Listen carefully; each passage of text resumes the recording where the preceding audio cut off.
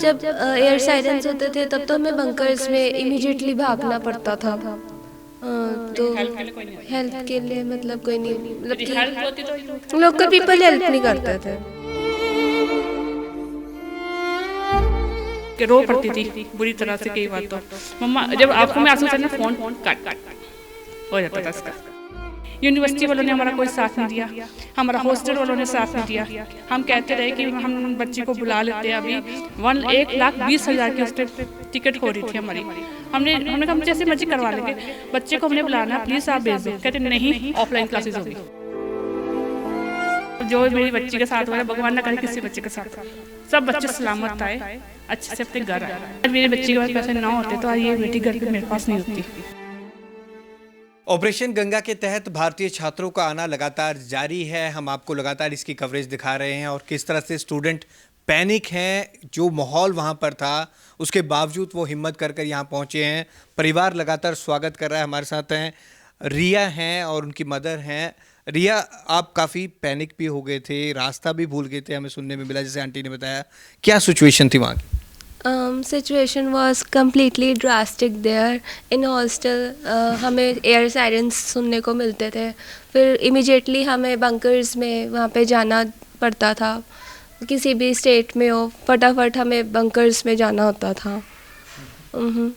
जिस तरह से अटैक जब हुआ था 25 को ही अटैक होने लग गया था, तो आपने उस टाइम रेस्क्यू ऑपरेशन ही चलाया। अब कैसे वहाँ पर लेट हो गए और कैसे वहाँ पर भारतीय छात्र और फंसे हुए हैं? एक्चुअली 25 को मतलब अटैक हुआ था, बट हमारी यूनिवर्सिटी वालों ने, डीन ने प्रॉपरली हमें बताया ही नहीं था कि हम ऑनलाइन होगी क्लासेस या फिर ऑफलाइन होगी। उन्होंने हमें पूरा कंफ्यूज करके रखा हुआ था टोटली। कि एक्चुअली हम चाहते नहीं थे कि हम अपनी क्लासेस मिस करें, हमारे रीवर्क्स लगे, बिकॉज हमारे लिए पॉसिबल नहीं है कि हम 100 रीवर्क्स एक साथ दें। तो it was very difficult for us यदि हम 100 रीवर्क्स दें इकट्ठे, क्योंकि एक दिन के रीवर्क्स को पूरा टाइम लग जाता है क्वेश्चंस फाइंड करने में। तो क्लासेस और कैरियर को ज़्यादा मद्देनज़र रख के आप वहाँ पर फंसे रहे। आपके साथ और कितने स्टूडेंट थे और इंडियन स्टूडेंट ही वहाँ पर ज़्यादा फंसे हुए हैं? यस, इंडियन स्टूडेंट्स ही थे हमारे साथ, और सबकी सेम ही प्रॉब्लम थी। जो मतलब वहाँ पे फंसा हुआ था, वो यही सोच रहे थे कि हम रिवर्क्स के कारण नहीं जा पाएंगे इंडिया। सब यही सोच रहे थे। तो काफ़ी ट्रैवल आपको भी करना पड़ा बॉर्डर पे पहुँचने के लिए। किस तरह से आए? ट्रैवलिंग हमने 28 फरवरी से स्टार्ट करी थी। तो वहाँ पे हमने बस से स्टार्ट करी। बस से हम उजरोद हॉस्टल तक पहुँचे। उजरोद हॉस्टल से वहाँ पर कुछ बच्चे वहाँ पे उतर गए उजरोद हॉस्टल में, और कुछ सेकंड ईयर फर्स्ट ईयर के स्टूडेंट्स थे। कुछ सीनियर्स ने हमें बोला था कि वो हमारे साथ चलेंगे, बट वहाँ पे रेलवे स्टेशन में जाकर वो वहाँ पे हमें छोड़ के चले गए, और जिसके कारण वहाँ पे कम्प्लीटली गाइडेंस किसी ने हमें दी नहीं, और वहाँ पे कोई प्रॉपरली बच्चा किसी चीज़ को फॉलो नहीं कर रहा था। और इमिग्रेशन के टाइम में मैं I was completely lost, and मैं बहुत ज़्यादा I was completely scared that time.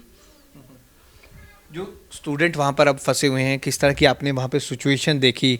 जिस तरह की आपने वहाँ पे सिचुएशन देखी उसके बारे में अगर बताएं। स्टूडेंट्स यूक्रेन में जो जिस तरह की अभी सिचुएशन है। अभी यूक्रेन में स्टूडेंट्स कम्प्लीटली डरे हुए हैं।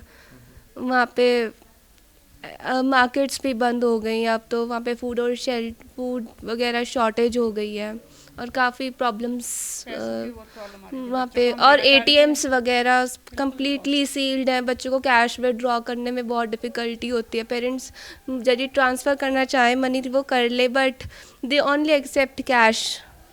और मेस वाले जो हैं वो वहाँ पे सुनने को आया कि only they are providing to food to the mess students only. आपको खाना मिल जाता था वहाँ पर? जिस तरह से अब खबरें सुनने को आ रही थी, काफ़ी ठंड में भी लोग रह रहे थे वहाँ पे। स्टूडेंट काफ़ी ठंड के कारण एक स्टूडेंट्स की मौत भी हुई है। वैसे खाने पीने में तो वैसे मुझे कोई प्रॉब्लम नहीं हुई, thank to god. But mainly कई स्टूडेंट्स को मे बी होती होगी। अभी आपके हिसाब से कितना वहाँ पे इंडियन स्टूडेंट फंसा हुआ है अभी, और आपके साथ कितने स्टूडेंट आए थे ऑपरेशन गंगा के तहत? अभी पोल्टावा में मेनली कोई इंडियन स्टूडेंट नहीं है, वो सब चले गए हैं। सारे इंडियन स्टूडेंट्स हॉस्टल से चले गए हैं और अपार्टमेंट से भी सारे इंडियन स्टूडेंट्स चले गए हैं। रिया की मम्मी भी हमारे साथ हैं, लगातार उनके साथ दिल्ली से ट्रैवल करके उन्हें लेके आए हैं। 12:30 बजे रिया पहुंची है। आंटी, आप काफ़ी डरे हुए थे, रिया का आपको फ़ोन गया कि मम्मा मैं गुम गई हूँ, उस समय आपकी क्या सिचुएशन थी? मेरी सिचुएशन में जल्दी से अपनी बेटी के पास जाऊँ, उसको लेके आ जाऊँ, क्योंकि उस टाइम ये जैसे फ़ोन करती थी ना, मम्मा 4 बजे फ़ोन, हम सो रहते थे, एकदम फ़ोन आता, मम्मा मैं खो गई हूँ। हम तब, मम्मा पैसे नहीं है, कहाँ से कैश करवाए, सारे एटीएम्स बंद हो रहे हैं, कहाँ से पैसे दे बच्चे के पास खाने को 3 दिन से भूखी थी ये, कोई पैसा नहीं था उस दिन, जब इसके पास डॉलर, वहाँ डॉलर यूज़ होते हैं हंगरी में, मतलब कि जो इसकी करेंसी थी वो यूज़ नहीं हो रही थी। मैं कहा अब मैं क्या करूँगी वहाँ पे। फिर मैं मेरे हस्बैंड ने कहा कि रुचि कुछ ना कुछ करता, किसी से हेल्प मांगी, किसी बच्चे से कि आप दे दो, हम आपके अकाउंट में पैसे डाल देंगे। कुछ ना कुछ करके इसको थोड़े से पैसे डलवाए, लेकिन ये मेरी बेटी ने बहुत ज़्यादा दिया, लेकिन ये कह रही थी मम्मा मुझे घर आना है, डरी हुई थी बहुत ज़्यादा। और इससे ज़्यादा डरे मेरे हस्बैंड, हमने ये 5 दिन से शॉप नहीं गए मेरे हस्बैंड, वो इतना डरे थे। हर बार ये होता था, न्यूज़ देखनी हमने, क्या हो गया क्या हो गया, बस ये रिया कहाँ हो, आपने खाना खाया, रिया क्या कर रहे हो आप। एक ऐसे डर पैदा हो गया था कि हम मतलब कि सोचते मेरी बेटी आ जाएगी ना घर पे, बस यही था कि बच्ची आ जाए बस मेरी, और कुछ नहीं चाहिए मुझे, कुछ नहीं चाहिए। यूनिवर्सिटी वालों ने हमारा कोई साथ नहीं दिया, हमारा हॉस्टल वालों ने साथ नहीं दिया। हम कहते रहे कि हम बच्ची को बुला लेते हैं, अभी 1,20,000 की उस टाइम टिकट हो रही थी हमारी।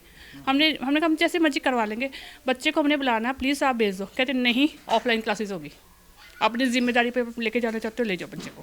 तो बच्चा कहते हैं मम्मा नहीं, हमारे कैरियर का सवाल है, हम नहीं आएंगे। ऐसे हो रहा था। मैंने कहा प्लीज़ मैम, रिक्वेस्ट की गई, बच्चों ने काफ़ी रिक्वेस्ट डाली, नहीं माने वो। फिर उसके बाद जाके एंड टाइम जब सब कुछ ख़त्म होने, सिचुएशन बिल्कुल डाउन हो गई, बस ली, मैडम पैसे डालो अकाउंट में, बस करवानी। उस टाइम भी ये पैसे मांग रहे थे कि पैसे करवानी है, बस के लिए, बच्चों के लिए पैसे डालो। कहाँ से करें, कहाँ से डालें, एटीएम ही नहीं चल रहे थे, कहाँ से करती मैं। तब भी किसी बच्चे ने हेल्प की इसको पैसे दिए, तो वहाँ जाके फिर हमने उसके अकाउंट में पैसे डाले, इंडियन अकाउंट में बच्चे के डाल के पैसे दिए। तब इसकी ये वहाँ पे बस पे बैठी, नहीं तो वो लेके नहीं जाती, शायद मेरा बच्चा वहीं पे रह जाता। आपने फ्लाइट भी बुक करा दी थी कि अगर वो हेल्प नहीं करते तो हम आए थे, लेकिन वो कह रहे थे कि नहीं, हमने ऑनलाइन क्लास करनी नहीं है, और ये कह रही थी मम्मा आपके पैसे वेस्ट हो जाएंगे, आप क्यों करवा रहे हो। हमने नहीं करवाई थी। फिर हमने कहते मेरे मोदी जी ने कह दिया था कि टिकट्स हो रही है, तो थोड़ा हमें रिलैक्स मिला कि शायद वो कहते बस बॉर्डर तक बच्चा आ जाए, बाकी हम कर लेंगे। मैंने कहा बेटा निकल, ये बॉर्डर जो जाने को तैयार नहीं थी लड़की, मैं नहीं जाऊँगी मम्मा, मुझे बाहर डर लग रहा है, ये निकलने को तैयार। बड़ा मुश्किल से इसको मनाया, कुछ भी करो बेटा आप जाओ। ये गई बस में। फिर मैं ये सोचती यदि पैसे ना होते तो कैसे जाती। मेरी तो इस बात में सोचती हूँ कई बार कि आज मेरे बच्चे के पास पैसे ना होते तो आज ये बेटी घर पे मेरे पास नहीं होती। लेकिन इतना हॉस्टल वालों को भी साथ देना चाहिए था। मैं तो ये कहती हूँ कि आज कई बच्चे शायद इसीलिए फंसे हुए हैं, शायद कई बच्चे होंगे भी वहाँ पे, हमें नहीं मालूम। ये कह रही है, इसके मैसेज आते थे हमारे ग्रुप में, आते थे कि जल्दी जल्दी निकल जाओ, जल्दी दूसरी बस आई, बच्चे निकल रहे, कहीं से जो पैसा दे रहे हैं निकल रहे हैं, और जो नहीं दे रहे कहते आपकी मर्जी, आप नहीं जाना चाहते आपकी मर्जी है, अब बैठो यहीं पर। Only the problem was that cash cash problem हो रही थी वहाँ पे, एटीएम सील्ड थे, मतलब विड्रॉ नहीं हो सकते थे cash, only this problem was there. एक यूनिवर्सिटी का काफ़ी ये लापरवाह नज़रिया आ रहा है सामने, जिस तरह से आप बता रहे हैं, ऐसा किसी स्टूडेंट ने बताया कि उन्होंने एंड मोमेंट तक ही नहीं बताया आपको? बिल्कुल भी नहीं बताया, एंड मोमेंट तक हमें पूरा कंफ्यूज करके रखा हुआ था कि बोल रहे थे ऑनलाइन क्लासेस होगी, ऑफलाइन कंडक्ट होएगी, बाद में सिचुएशन ठीक हो जाएगी।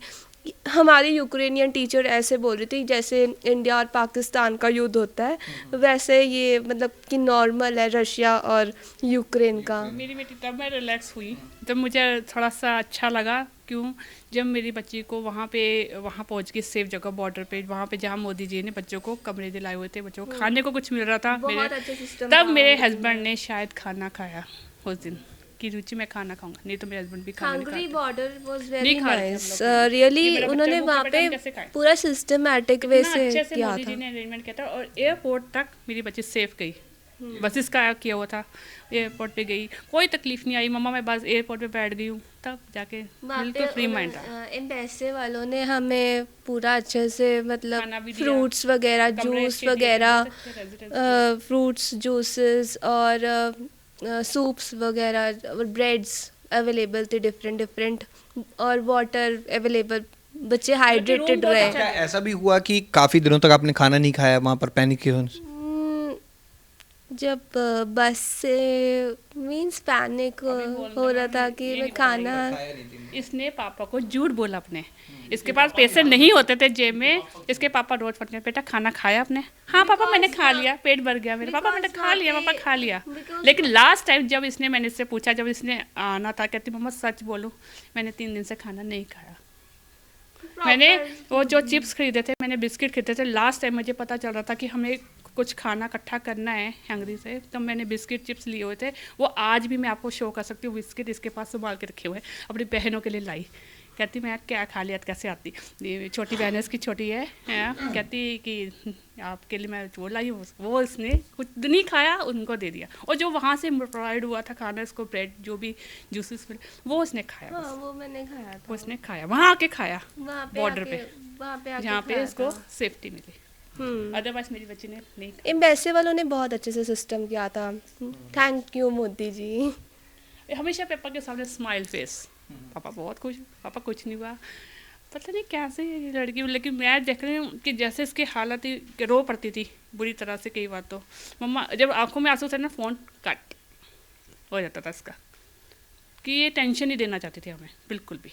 ये भी इनके नानू भी फ़ोन करते थे, सारे मामू, इसके मामी सारे फ़ोन करते थे यहाँ से रिया, लेकिन इसने कभी किसी को नहीं बताया, बताती नहीं थी, कभी नहीं इसने बताया। और आज इसके पापा कहते तू खा, जितना तू खा, तू पहले खाना खा, बाद में वर्क करना। आज मैं तभी आपसे शायद मैंने कहा ना, मैं आपको कुछ नहीं बताना चाहती, मेरे साथ जो मेरी बच्ची के साथ हुआ है, भगवान ना करे किसी बच्चे के साथ हो, सब बच्चे सलामत आए, अच्छे से अपने घर आए। जब उस लड़का नवीन की डेथ हुई है, उसके लिए आज भी मन दुखी होता है कि वो लड़का चला गया, लेकिन नहीं, वो ऐसे होना नहीं चाहिए था उसके साथ। वो भी एक किसी के शायद इकलौता बेटा या 2 बहनों भाई था, कैसा था, 4th ईयर में था, 4th ईयर था उसका। ये ऐसी भी सिचुएशन आई थी यूक्रेन में, जो लोकल पीपल थे वो हेल्प करते थे, लेकिन जिस तरह से अटैक होते थे काफ़ी छुप छुप कर रहना पड़ता था, बंकर में जाना पड़ता था हर समय बात करते। जब एयर साइरेंस होते थे तब तो हमें बंकर्स में इमीडिएटली भागना पड़ता था, तो हेल्प के लिए कोई नहीं आता। हेल्प के लिए मतलब कोई नहीं, मतलब यदि कि हेल्प होती तो ये वो लोकल पीपल हेल्प नहीं करते थे।